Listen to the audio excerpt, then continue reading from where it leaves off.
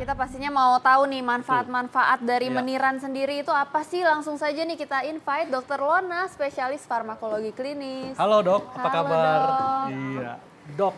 Ini kan meniran ini tumbuhnya liar ya, tapi ternyata ada manfaat juga nih. Nah, salah satunya ada yang mengatakan bahwa meniran daunnya ini bisa mengobati kencing batu. Ini fakta atau mitos dok? Bisa mengobati kencing batu itu fakta. Fakta. Betul. Mengobati nih dok ya? Membantu pengobatan. Mengobati sebagai terapi utama tidak, tapi membantu pengobatan. Kenapa saya bilang begitu? Karena sudah ada uji kliniknya yang melibatkan memang subjek penelitiannya masih sedikit. Itu baru 56 subjek penelitian yang menderita batu ginjal dengan ukuran kurang dari 10 mm. Lalu mereka dikasih ekstrak meniran. Ekstraknya? Ekstraknya sebanyak 4,5 gram. Lalu diseduh dengan air sebanyak 250 ml. Mereka mengkonsumsi itu 2 kali sehari selama 12 minggu. Dan memang terbukti ada peningkatan pengeluaran batu saluran kemih. Dan berdasarkan teori, memang zat aktif yang terkandung pada meniran itu dapat merelaksasi atau membuka saluran kemih yang kita sebut sebagai ureter. Sehingga pada pasien-pasien yang sesudah selesai melakukan operasi atau penghancuran batu pada saluran kemih, itu dapat membantu pengeluaran. Gitu. Jadi bisa melancarkan Betul, batunya keluar tapi dok ya? perlu diingat, Iya. bukan sebagai terapi utama. Iya. Dan batu ginjal itu kan kompleks, Betul. penyebabnya banyak, Iya. faktor resikonya juga banyak.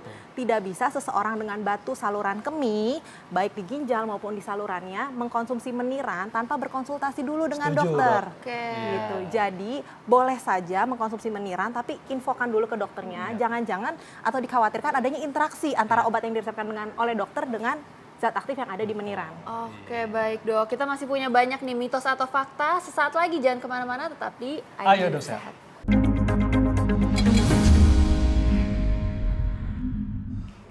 Iya, kita masih membahas meniran dan tadi dok katanya dokter bilang bisa membantu pengobatan kencing batu. Betul. Dan ini ada juga dok yang bilang bahwa meniran bisa mengobati rabies. Ini fakta atau mitos dok? Kalau itu mitos, Dok. Oh, mitos ya? Kalau itu mitos. Jadi rabies kita tahu penyebabnya kan virus rabies. Iya. Dan biasanya seseorang terinfeksi virus rabies karena digigit oleh hewan yang memang sebelumnya sudah terinfeksi virus rabies. Dan pengobatannya itu sudah jelas. Bukan dengan daun meniran, tapi dengan imunoglobulin. Tapi sebelumnya jangan lupa kalau tergigit oleh hewan yang memang kita curigai terinfeksi virus rabies, jangan lupa dibersihkan dulu dengan povidon iodin sampai bersih. Lalu konsultasikan ke dokter, biasanya dokter akan memberikan imunoglobulin dan vaksin. Jangan kasih meniran, nanti kondisinya malah tambah buruk. Jadi ini mitos dok ya? Mitos. Nih ada lagi nih dok, meniran dapat menyembuhkan hepatitis dok, fakta atau mitos? Menyembuhkan hepatitis juga mitos. Kita tahu hepatitis itu kan ada hepatitis A, B, C, sama E. Hepatitis B sama C itu hepatitis yang tidak bisa sembuh tapi bisa dikontrol. Sedangkan hepatitis A dan E itu bisa disembuhkan.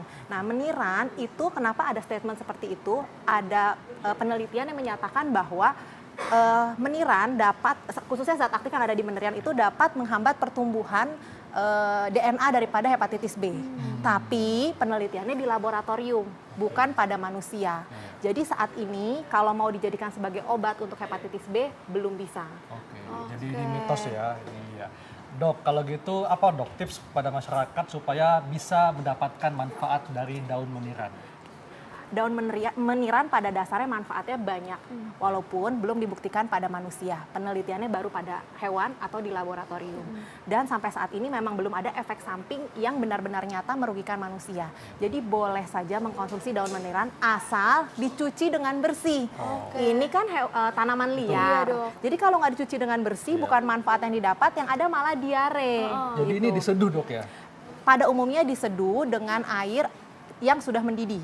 Berapa lama dok diseduhnya? Sampai airnya mendidih. Nah, di penelitian itu tidak ada dengan daun, tapi dengan ekstrak. Oh, ekstraknya. Betul. Berarti yang sudah dalam bentuk kapsul seperti ini ya dok? Nah, ya? tapi masyarakat kita pada umumnya kan tidak mengkonsumsi yang dalam bentuk ekstrak pada umumnya dengan mengkonsumsi yang masih dalam bentuk daun. Iya. Selain itu, untuk pasien-pasien dengan penyakit ginjal yang tadi saya sudah sebutkan batu ginjal, ada juga yang percaya bisa menyembuhkan kencing manis, hepatitis. Meniran tidak menyembuhkan. Jadi alangkah baiknya berkonsultasi dahulu dengan dokter sebelum mengkonsumsi meniran walaupun hanya sebagai obat tambahan. Khususnya untuk penyakit-penyakit kronis dengan faktor resiko yang bervariasi. Oke, baik dokter. Terima kasih banyak dokter informasinya.